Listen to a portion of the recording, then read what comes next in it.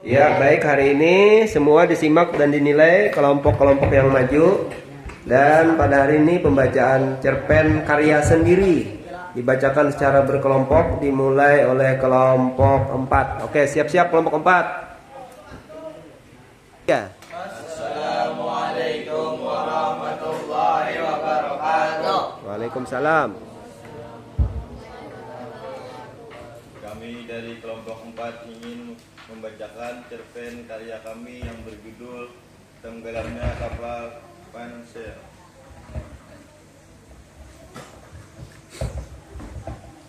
Tenggelamnya kapal Pansir. Pada suatu hari terdapat suatu keluarga yang terdiri atas ayah, ibu, dan seorang anaknya bernama Ali. Mereka berencana ingin pergi ke Singapura. Kapal yang ingin mereka tumpangi ternyata ada masalah. Bagian lambung kapal ternyata bocor. Mereka masih tidak mengetahui bahwa kapal yang ingin mereka tumpangi bermasalah. Kapal yang ingin mereka tumpangi kini sudah siap. Para penumpang satu persatu sudah masuk. Dan kini giliran Ali yang masuk.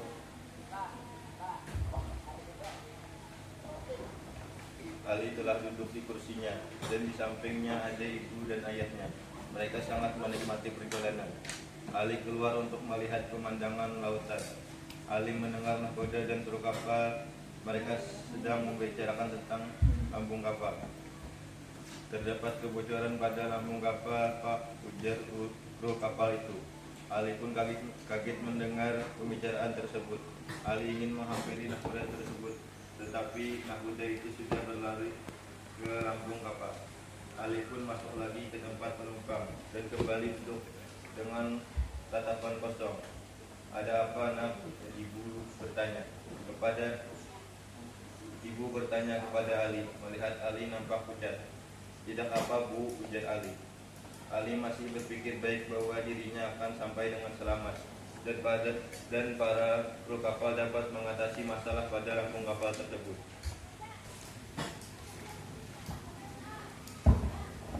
Setengah jam perjalanan berlalu setelah Ali mendengar percakapan nahkoda dan kru kapal tadi ternyata kebocoran pada lambung kapal semakin membesar. Perlahan-lahan kapal tenggelam. Siren darurat pun berbunyi. Para penumpang berdirian. Kru kapal pun berlarian dan mengarahkan penumpang. Ternyata terlambat. Air telah sampai pada bagian atas kapal. Saat ini para penumpang sudah kesana kemari berenang untuk menyelamatkan diri. Ali telah kehilangan ayah dan ibunya. Mengingatkan ayah dan ibunya tidak bisa berenang, Ali berpikir mereka sudah tiada. Nah, lama bantuan telah datang. Ternyata nahkoda telah menghubungi para tim evakuasi. Mereka ternyata terlambat. Satu persatu para penumpang telah diselamatkan, termasuk Ali. Ternyata Ali melihat ayah dan ibunya. Bagaimana kalian bisa selamat? Tanya Ali. Kami berpegangan pada barang kapal yang mengapung, nak, kata ayah. Oh, syukurlah, kata kita masih diberi perlindungan, kata Ali. Mereka pun pulang dan selamat. Assalamualaikum warahmatullahi wabarakatuh. Waalaikumsalam. Assalamualaikum warahmatullahi wabarakatuh. Waalaikumsalam. Kami dari kelompok 3 ingin menceritakan cerpen yang berjudul Musuh Dalam Selimut. Di sebuah desa terkenal 3 sahabat yang bernama Rara, Bila, dan Zahra. Meski rumah mereka berjauhan, tetap tidak menghalangi kedekatan mereka. Rara merupakan seorang anak yang paling terkenal di desanya karena kekayaannya. Bila adalah anak yang baik dan jujur, dan Zahra adalah orang yang hidupnya sederhana dan mempunyai wajah yang begitu cantik. Bila dan Zahra sangat disukai oleh teman-temannya, sehingga membuat Rara marah dan ingin mencelakai mereka. Suatu hari, Rara mengajak Bila dan Zahra ke taman kota untuk piknik bersama. Ternyata niat sebenarnya Rara adalah untuk mencelakai Bila dan Zahra. Sebelum Rara mengajak Bila dan Zahra piknik, Rara sudah membayar seseorang untuk mencelakai kedua temannya itu. Hai, aku ada tugas untuk kamu. Bisakah kamu mencelakai kedua orang ini sambil memperlihatkan foto Bila dan Zahra? Rara pun kembali berkata, kalau kamu bisa mencelakai mereka, aku akan memberi imbalan yang besar. Baik, aku akan mengerjakan tugas ini dari kamu, kata orang yang dibayar Rara. Hari yang dijanjikan Rara kepada Bila dan Zahra untuk piknik pun tiba. Pada pagi hari mereka bertiga pun bergegas untuk pergi ke taman kota. Tidak lama kemudian Rara, Bila dan Zahra sampai di taman kota. Mereka berpiknik. Mereka bertiga berkumpul di tempat piknik dan saling menyapa satu sama lain. Rara, terima kasih sudah mengajak kami piknik di tempat ini, kata Bila dan Zahra. Mengapa kalian berdua berterima kasih? Dalam persahabatan tidak ada kata terima kasih. Ucapan Rara seolah-olah tidak ada teman yang begitu baik. BTW, kamu mempersiapkan semua ini sendiri, Ra? Ucap Bila bertanya kepada Rara. Iya dong, kan ini semua untuk kalian berdua, kata Rara. Di saat matahari mulai tenggelam, mereka bertiga bergegas membereskan barang-barang mereka untuk segera pulang. Teman-teman yang kita bergegas pulang karena hari sudah mulai gelap, kata Zahra. Tiba-tiba telepon Rara berbunyi. Bila dan Zahra mendengar HP Rara berbunyi dan menyuruh Rara untuk segera mengangkat teleponnya.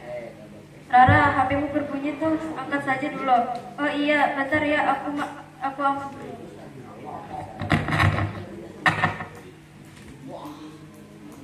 Rara segera pergi menjauh dari teman-temannya dan dia pun mengangkat teleponnya. Ternyata yang menelpon adalah orang suruhannya. Apakah kamu sudah mempersiapkan semuanya? Tanya Rara kepada orang tersebut. Sudah bos, saya persiapkan dengan sempurna, ucap orang suruhan Rara. Rara pun segera menutup teleponnya dan kembali kepada kedua temannya. Ayo teman-teman, kita pulang, nanti kita kesorean, kata Rara mengajak kedua temannya untuk pulang. Saat di tengah jalan, ada sebuah mobil yang melaju cepat yang ingin menabrak Bila dan Zahra. Tetapi niat tersebut gagal karena Zahra sadar mobil itu ingin menabrak mereka. Dan Zahra sempat mendorong Bila ke tepi jalan. Tetapi Rara tidak sempat ke tepi, namun Zahra tidak membiarkan begitu saja. Zahra pun segera menolong Rara. Rara, awas, sambil menariak tangan Rara ke pinggir jalan. Teman kasih, terima kasih ya Zahra sudah menolongku, kata Rara berterima kasih kepada Zahra. Perbuatan Zahra membuat Rara sadar dan meminta maaf. Teman-teman, aku minta maaf ya, sebenarnya akulah orang yang ingin mencelakai kalian. Rara, kamu ngomong apa? Kamu bercanda kan? Tanya Zahra kepada Rara. Aku tidak bercanda Zahra, aku ngomong jujur, ucap Rara untuk membuat Zahra percaya. Bila pun mendekat ke tempat Zahra dan Rara sambil bertanya, Rara, kenapa kamu lakukan semua ini? Apa kami ada salah sama kamu, Kak? Kalau ada salah, kita ngomongin baik-baik. Sebenarnya aku ingin disukai oleh banyak orang seperti kalian, kata Rara. Kalau begitu, kami tetap akan menjadi sahabatmu sampai kapanpun, ucap Bila ke Rara. Kami akan memaafkanmu asal kamu berjanji tidak akan mengulanginya lagi, kata Zahra. Baik, aku berjanji tidak mengulanginya lagi. Terima kasih karena kalian sudah memaafkanku, ucap Rara penuh dengan rasa senang.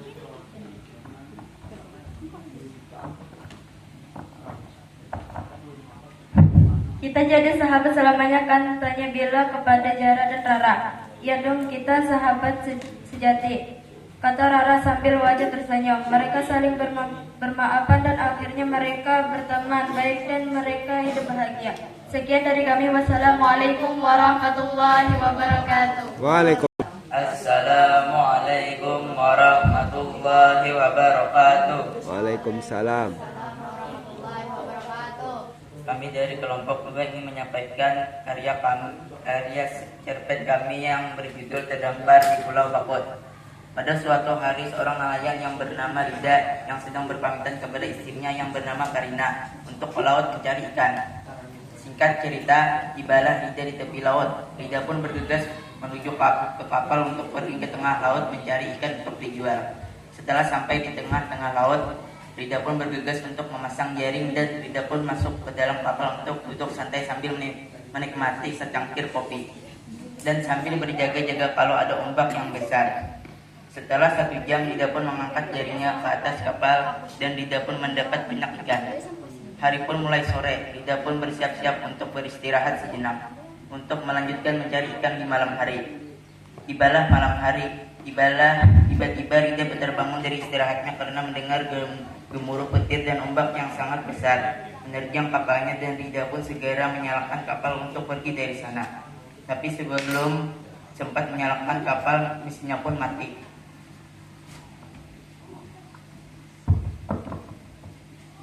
Dia pun panik karena mesinnya mati dan tidak tahu untuk berbuat apa-apa. Sampai kapalnya terombang-ambing karena ombak dan badai yang sangat dahsyat. Sampai kapalnya pun terbalik dan Rida pun hanyut di bawah ombak sampai terdampar di Pulau Bakus. Singkat cerita, Rida pun terbangun sampai terbatuk-batuk sambil mengingat apa yang terjadi padanya. Rida, apa yang telah terjadi padaku dan kenapa aku ada di sini? Ucap Rida berkata sambil kebingungan. Rida pun berdiri sambil menahan rasa sakit di tubuhnya. Dia pun berjalan masuk ke dalam hutan untuk mencari pertolongan. Singkat cerita, Rida pun tidak menemukan seseorang di pulau tersebut. Ketika Rida sedang berputus asa saat itu juga dia mendengar suara helikopter dari kejauhan. Ketika helikopter semakin mendekat, dia pun bergegas menyalakan api untuk membuat sinyal. Ketika api sudah menyala, Rida pun berteriak, "Tolong!" ucap Rida sambil memberi tangan. Dari dalam helikopter ada seseorang yang mendengar suara orang minta tolong.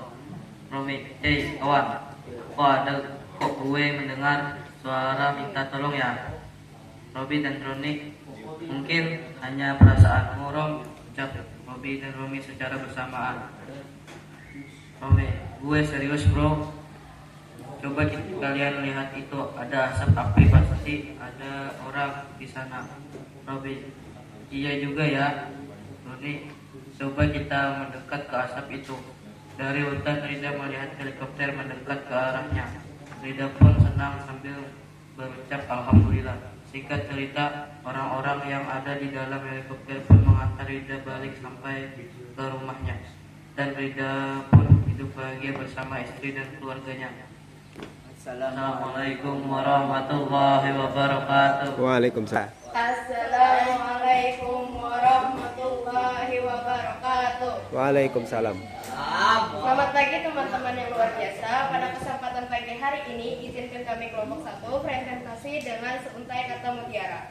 Seperti hati yang tersentuh saat pertama bersua. Semoga setiap ide yang kami sampaikan mengena tak hanya sekedar menjelajah data, tapi juga memberikan makna. Karena seperti cinta, ilmu yang disampaikan dari hati akan terasa mudah terasa. Izinkan kami membacakan sebuah cerita yang berjudul Tersesat di Hutan Halau-Halau. Pada suatu hari, ada sekelompok mahasiswa remaja pendaki yang bernama Lisa, Doni, Abdi, dan Mawar. Dari awal pendakian, perasaan Abdi sudah tidak enak karena menurut warga sekitar, gunung-gunung tersebut memang terkenal angker. Sering warga-warga di sana melihat penampakan entah itu anak kecil atau wanita terbang yang sering dikenal dengan sebutan kuntilanak. Dan masih banyak lagi. Sering kali juga banyak orang hilang di sana. Mereka mulai mendaki sekitar jam 8 pagi. Mereka sampai di pos 3 sekitar jam 11 siang. Mereka pun beristirahat sekitar 3 jam di sana. Selesai istirahat, lalu mereka melanjutkan pendakiannya. Di tengah pendakian, kabut tiba-tiba turun. Kabut itu sangat tebal hingga Lisa terpisah dari kelompok teman-temannya. Hingga jam menunjukkan pukul 4 sore.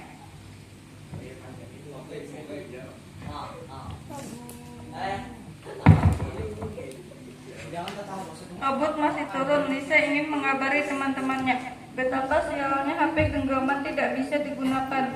Hari mulai gelap. Lisa melihat tas yang dibawanya dan melihat stok makanan hanya cukup untuk beberapa jam saja. Kembali kepada Doni, Abdi, dan Mawar. Mereka berhasil keluar dari kabut tersebut. Di tengah perjalanan mereka baru sadar kalau Lisa tidak ada.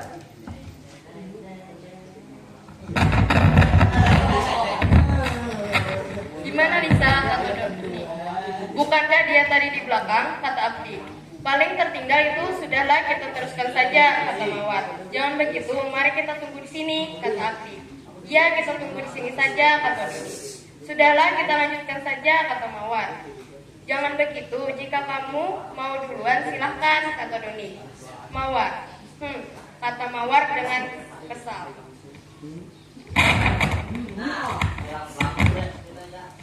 Akhirnya mereka menunggu Lisa di pos 4. Beberapa menit tiap detik Lisa tak kunjung muncul. Karena Lisa masih tersesat di dalam kabut tersebut, pada akhirnya Doni, Apli, dan Mawar memutuskan untuk kembali karena mencari Lisa yang tersesat. Tidak lama mereka menemukan Lisa yang terbaring di bawah pepohonan. Mawar pun mencoba untuk membangunkan Lisa yang terbaring kelelahan itu, tapi akhirnya Lisa sadarkan diri kembali dan bercerita panjang lebar kepada teman-temannya. Singkat cerita, mereka berempat kembali lagi melanjutkan perjalanan pulang itu. Di tengah-tengah perjalanan, Doni mendapat gangguan karena dibisiki oleh sosok anak kecil untuk menyuruh mereka kembali ke atas gunung untuk bermalam. Doni yang hampir menuruti bisikan itu dicegat oleh Abdi untuk tidak kembali ke atas sana. Akhirnya mereka pulang dengan selamat karena tidak mengikuti keinginan dan bisikan dari gangguan yang ada di gunung halau-halau itu.